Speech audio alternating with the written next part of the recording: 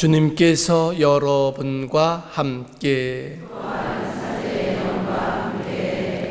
루카가 전한 거룩한 복음입니다.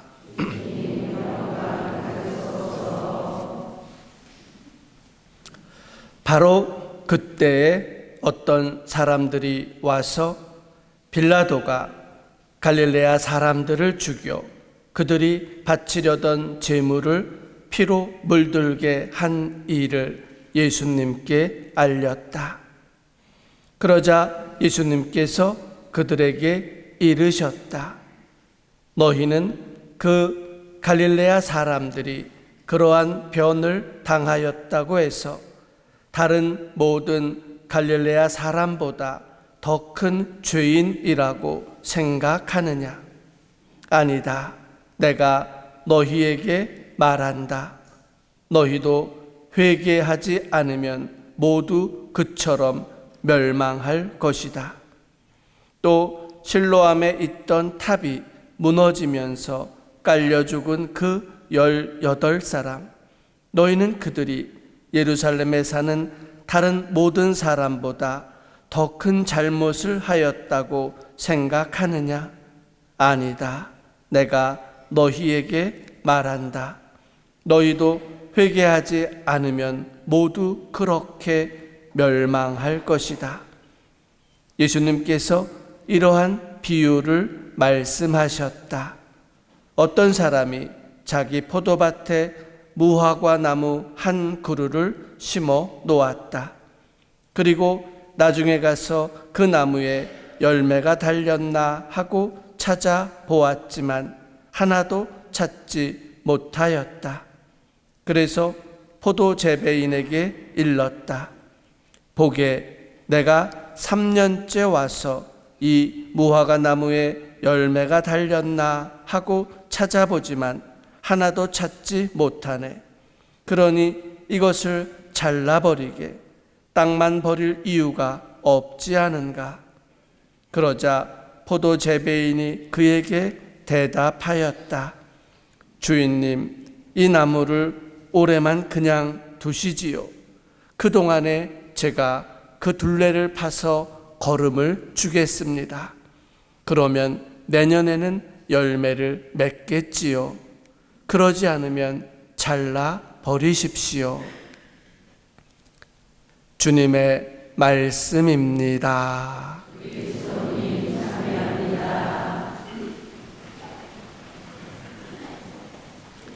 찬미 예수님,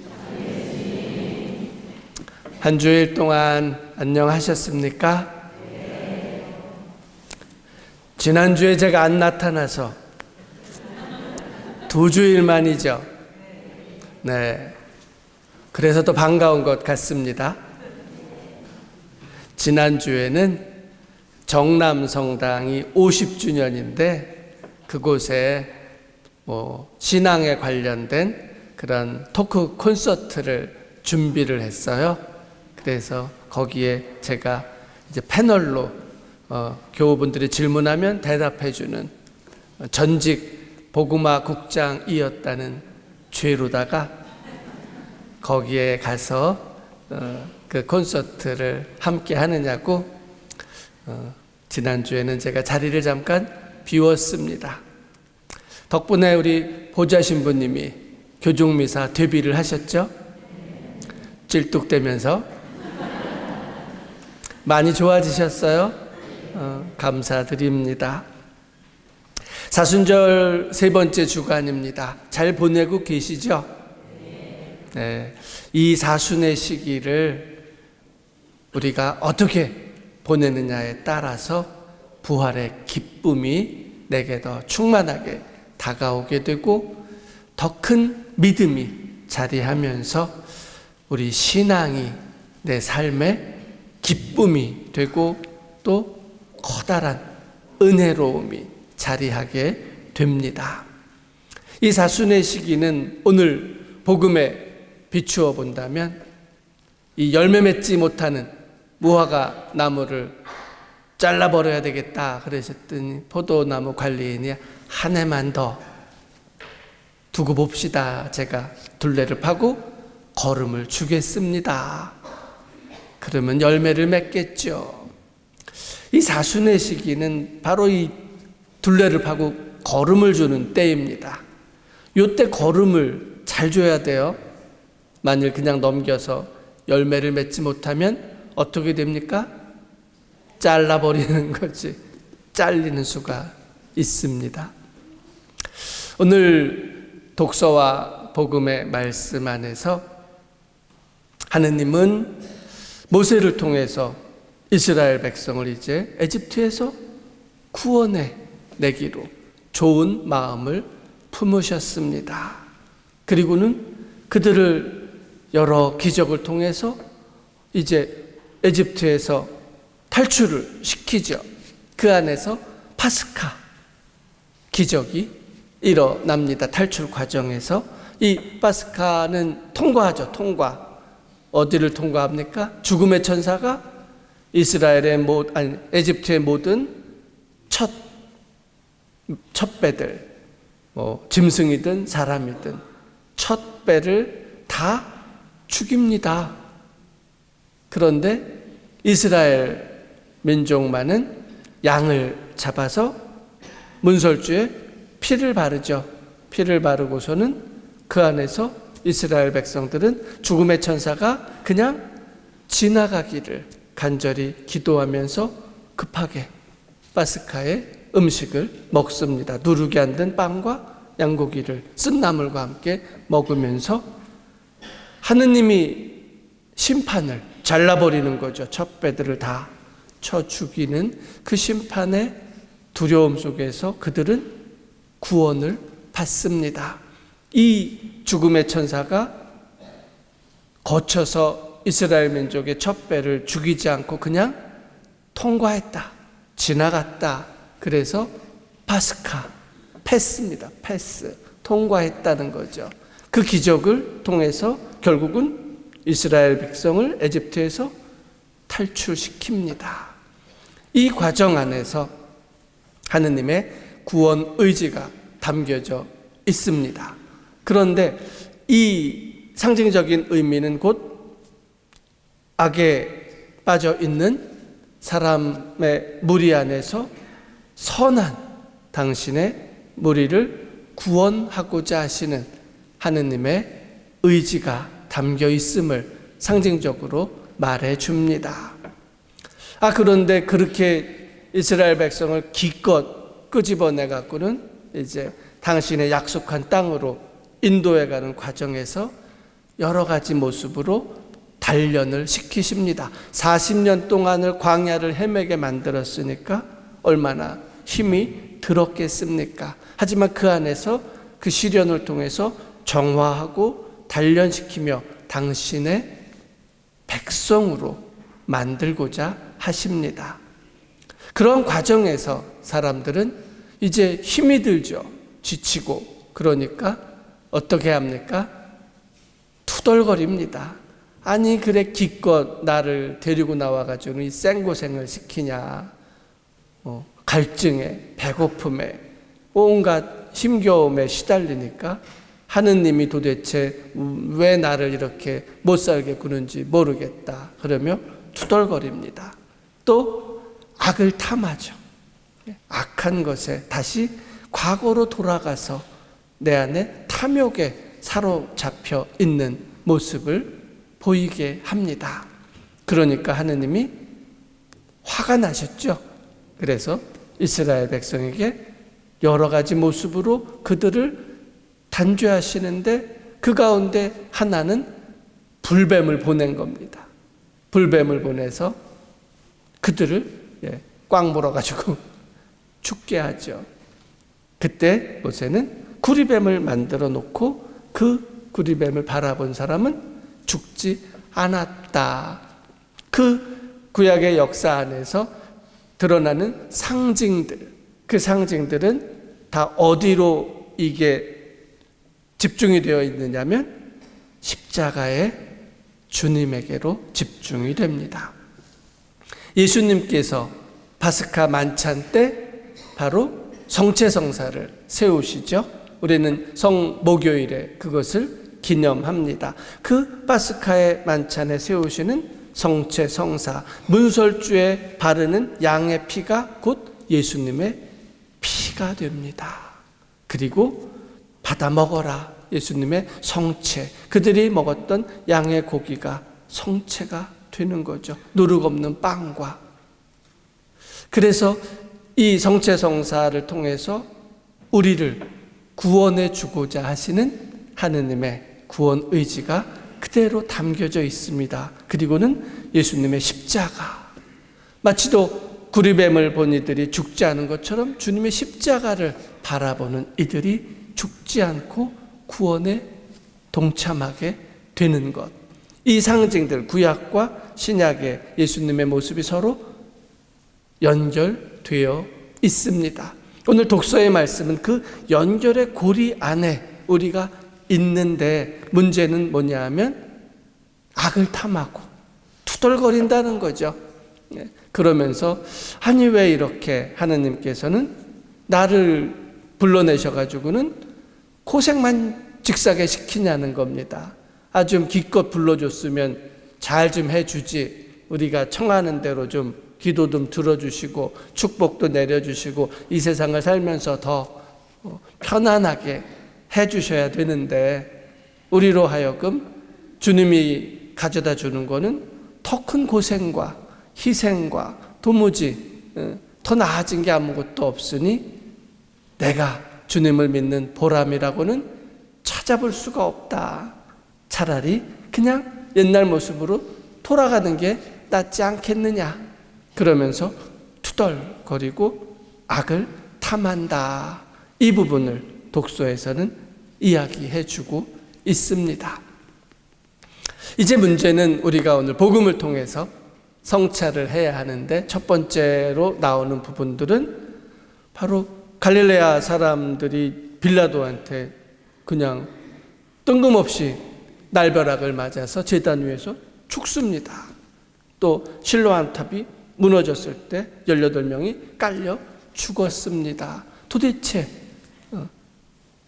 아무런 잘못도 없는데 날벼락을 맞은 거죠. 그런 상황은 지금 우리 세상 안에서도 빈번하게 일어나고 있습니다. 대형 사고를 통해서 아무런 내 탓이 아닌데도 희생을 당하는 많은 아픔들을 우리는 기억하고 있습니다. 그들이 죄가 있어서 그러하느냐? 너희도 회개하지 않으면 그렇게 될 것이다. 오늘 이 말씀 안에서 우리가 살펴보아야 할 것은 내가 맺는 사소한 일상 안에서의 열매들이 하느님 마음에 드는 것이냐, 아니면 그렇지 않느냐라는 부분을 생각하게 해 주십니다. 어떤 열매를 나는 맺고 있는가? 악을 탐하면서 맺는 작은 나의 열매들이 있고, 또 투덜거리면서 맺는 선하지 못한 나의 열매들이 있습니다. 사소한 것이죠.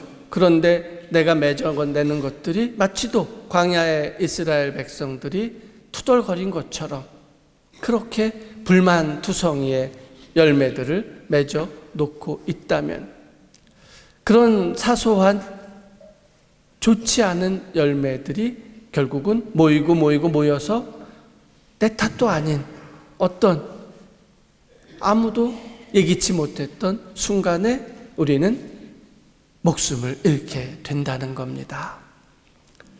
요즘에 봄이 도대체 오는가 싶은데 좀 있으면 아마 반팔 입고 오실 거예요. 에어컨 틀어달라고 그러고, 그죠? 바로 여름이 올 것 같은, 벌써 일기예보 보니까 이제 낮 기온이 20도로 올라갈 것 같고요. 20도, 25도 되면 이제 낮에 운전하고 다니시면 에어컨 틀죠? 운전할 때. 아니, 옷은 파카를 입고 에어컨을 틀어요. 이만큼 이제 기후 변화가 우리로 하여금 감당하지 못할 정도로 어떤 위기감을 갖게끔 다가오고 있습니다. 누가 잘못했어요? 도대체 나는 크게 잘못한 것 없는데 나도 모르게 우리는 이 위기 속에서 살고 있습니다. 이게 바로 세상의 죄라는 거죠. 우리가 사소하게 그냥 방치하고 넘어갔던 일상의 사소한 열매들, 하지만 그것이 환경을 파괴했던 거죠. 씻으려면 좋은 샴푸 써야 되잖아요. 그죠? 윤기도 좀 나야 되고, 기름도 좀 흐르고, 린스도 좀 발라야 되고, 또 모양 좀 내려면 어떻게 헤어스프레이도 좀 뿌려야 되고, 파마도 곱게 잘 해야 되고, 또 청소 좀 하려면 세제 좀 써야 되잖아요. 깨끗하게 하려니까. 화장실 지저분하면 또 곰팡이라도 펴봐. 얼마나 불편합니까? 그러니까 초강력 세제로다가 곰팡이도 좀 닦아내야 하고, 그죠? 변기도 반짝반짝 광나게 좀 닦아내야 하고. 나 청결하게 살려고 한 게 뭐 죄입니까? 아무도. 하지만 그 하나하나들이 하수구로 내려가고 세제가 바다로 들어가고 환경은 어떻게 됐어요? 조금씩 오염됐죠. 자동차 얼마나 편안합니까? 차를 운행하면서 다 편리함은 추구하는데 지금은 너도 나도 차를 갖고 있어서 이제 머리에 이고 살죠. 주차 전쟁이 대란이 일어나고 난리가 났습니다. 좀 편하게 살고자 하는 게 뭐 큰 죄겠습니까? 그런데 우리는 어느 틈엔가 그 안에서 서로 감당하지 못하는 무게, 불편함을 다 이고 있습니다. 회개하지 않으면 너희도 그렇게 될 것이다. 언제 우리가 어떻게 목숨을 잃을지 아무도 알지 못합니다. 그럼 대죄를 지었느냐? 아무도. 나만 그랬어요? 다 그랬지. 공범이죠, 공범. 그러니 그 안에서 누군가의 희생은 재수 없어서 과연 그 재수가 나에게는 언제까지 있을까? 알 수 없는 일입니다. 길 가다가 어디서 내가 어떻게 맞아 죽을지, 어디서 땅이 꺼져서, 언제 다리가 무너져서, 언제 어떤 재난으로. 요즘 비행기 타기 무섭죠? 어떻게 될 줄 알아? 이 모든 것들을 주님은 내가 맺는 작은 열매들에 달려있다고 이야기하고 계십니다. 회개는 결국은 작은 나의 열매가 선한 것이냐라는 것에 달려 있습니다. 하느님은 우리를 통해서 기대하십니다. 어디 보자. 어떤 열매를 나에게 봉헌할까? 무화과는 그 척박한 지역에서 아주 단맛을 제공해 주는 귀한 열매입니다. 당분을 섭취할 수 있는, 그래서 잘 말린 무화과는 너무나 맛이 있습니다. 달콤하죠. 그래서 그런 기대를 하죠. 좋은 열매를 기대하고 무화과 나무를 심습니다. 결국은 하느님이 우리를 통해서 그 단맛이 나는 맛있는 열매를 맺어주기를, 선한 열매를 맺어주기를 기대하고 나무를 심듯이 우리를 세상에 내셨다는 거죠. 그리고는 이미 그 단맛을 알고 있기 때문에 계속해서 기다립니다. 이제나 저제나. 복음 안에서는 3년을 기다렸다고 이야기하는데 그만큼 인내롭게 그 무화과 나무의 결실을 하느님은 맛을 알니까 기대하신다는 거죠. 그런데 열매를 맺지 않는다. 기대와 다르게 선한 열매가 맺어지지 않으니까 실망하십니다. 그럼에도 하느님은 끊임없이 또 기대를 하시죠. 1년만 더 기다려 보십시오. 제가 둘레를 파고 걸음을 주겠습니다. 어찌 보면 예수 그리스도께서 보여주시는 이 십자가의 순환과 죽음, 그리고 이어지는 부활은 우리에게 보여주시는 마지막 유예 기간의 1년 그 안에 걸음을 주시는 것과 같습니다. 그래도 열매 맺지 않으면 잘라 버리십시오. 어찌 보면 주님의 이 말씀은 우리에게 있어서 위기에 대한 경고일 수도 있습니다. 이제 우리에게 유예된 것은 한 번의 기회밖에 없다는 거죠. 더 이상은 없다. 당신이 보여주신 십자가의 순환과 죽음, 그것을 보고도 회개하지 않는다면, 그것을 보고도 선한 열매를 맺지 않는다면 남겨진 결과는 잘린다는 겁니다. 그래서 이 사순의 시기는 우리에게 있어서 십자가를 통해서 보여주시는 선한 열매를 기대하는 하느님의 마음을 헤아릴 수 있어야 한다는 거죠. 사순절 세 번째 주간 중간에 와 있습니다. 이제 넷째, 다섯째 성지주일, 그리고 부활입니다. 중간에 가장 사순의 깊은 골짜기에서 과연 나는 일상 안에서 그 사소함 속에 선한 열매들을 맺고 있는가 하는 것들을 마음에 담고서 또 이 한 주간 더 의미 있게 보내시기 바랍니다. 아멘.